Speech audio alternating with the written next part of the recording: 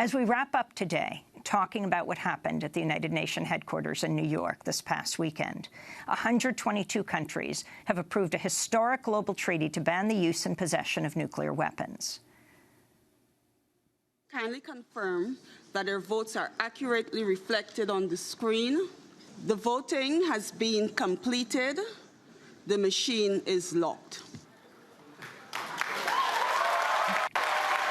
Under the new treaty, signatory states agreed not to develop, manufacture, test, or possess nuclear weapons. They also vowed not to threaten to deploy nuclear weapons or even permit any nuclear arms to be stationed on their territory. The historic vote last Friday came after months of talks in which the United States led the opposition to the treaty. In the end, all countries with nuclear arms ended up boycotting the negotiations. These last few minutes of the show, we're joined by Rae Acheson, director of Reaching Critical Will, which is the disarmament program of the Women's International League of Peace and Freedom. She represents her organization on the steering group of the International Campaign to Abolish Nuclear Weapons, known as ICAN. Rae Acheson, welcome to Democracy Now! Talk about the significance of what took place. So this was a long effort to get countries to come together to develop new international law to prohibit nuclear weapons. And we're working in a context, of course, where the nuclear armed states are investing billions of dollars into modernizing their arsenals. We're in the midst of a new arms race. And they boycotted these negotiations. They boycotted all of the processes leading up to these negotiations. The United States tried to encourage its allies around the world, particularly in NATO, to boycott the talks. But despite all of that, 122 countries, as you saw, voted yes for this treaty and came together at the UN over the course of 4 weeks to negotiate it. So what does it mean that they have voted? 122 countries is a very big deal, but it's none of the nuclear powers. So what does that mean? Well, the treaty is actually designed not to include them necessarily. It would have been great if they had have come along, and it would have looked like a very different treaty.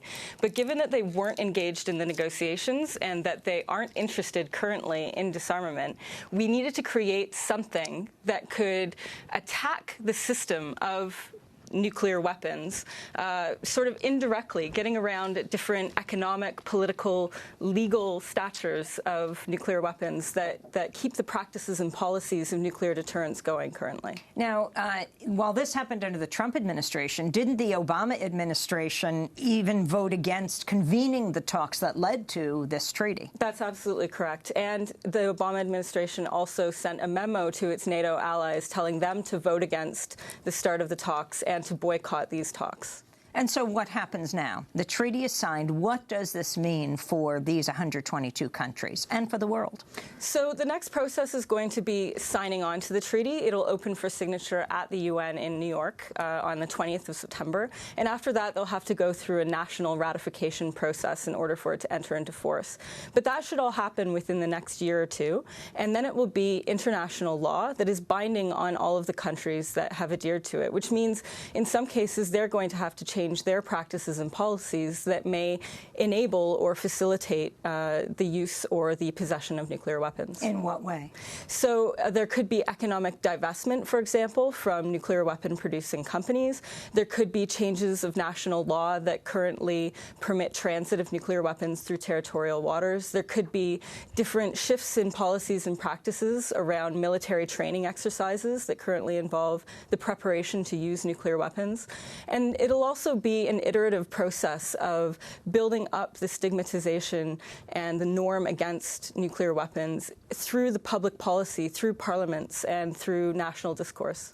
Well, I want to thank you, Rae Acheson, director of Reaching Critical Will, the disarmament program of the Women's International League for Peace and Freedom. Also represents WILP on the steering committee of the International Campaign to Abolish Nuclear Weapons. That does it for our show.